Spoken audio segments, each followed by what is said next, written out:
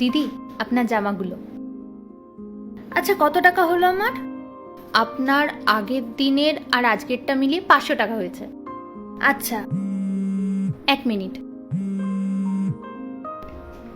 Hello, হ্যাঁ বল। আচ্ছা ঠিক আছে, তুই আসার সময় টাকাটা নিয়ে আয়। হ্যাঁ, 332 নম্বর। ঠিক আছে, আমি দিদির থেকে টাকাটা নিয়ে আমি যাচ্ছি। আর শোন না, বলছি আসার সময় কিন্তু কয়লাটা অবশ্যই নিয়ে আসবি। কয়লা একদম নেই, না হলে আমি প্রেস করতে পারবো না। ঠিক আছে, রাখ। ঠিক আছে। দিদি, আমার টাকাটা। আরে এক্ষুনি তো তোমাকে আমি টাকাটা দিলাম।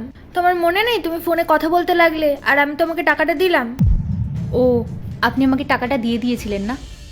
আচ্ছা ঠিক আছে, আসছি দিদি। পূজা শোনো, এ নাও 100 টাকা। আরে আমি তো ওকে দিয়ে দিয়েছি, তুমি আবার কেন ওকে টাকা দিচ্ছ? কিছু বুঝতে পারছি না তো আমি।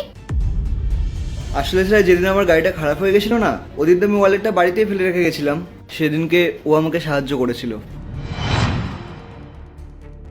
আরে দাদা, আপনি এই সময় এখানে কি করছেন?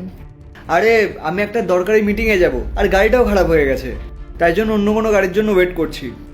আজকে তো বন্ধ, আজ তো কোনো গাড়ি আসবে না। বন্ধ আজকে? আমি এখানে অনেকক্ষণ ধরে দাঁড়িয়ে আছি, কেউ আমাকে কিছু বলেও নি। আর আমি ওয়ালেটটাও বাড়িতে ফেলে এসেছি, আর আমার কাছে যাওয়ার মতো ভাড়াও নেই। কিভাবে যে পৌঁছাবো অফিসে?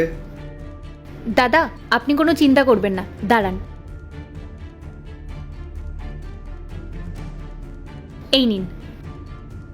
আসলে ছোটবেলায় মাকে দেখতাম আঁচলে টাকা বেঁধে রাখতো, তাই আমারও অভ্যাস হয়ে গেল। আর দেখুন,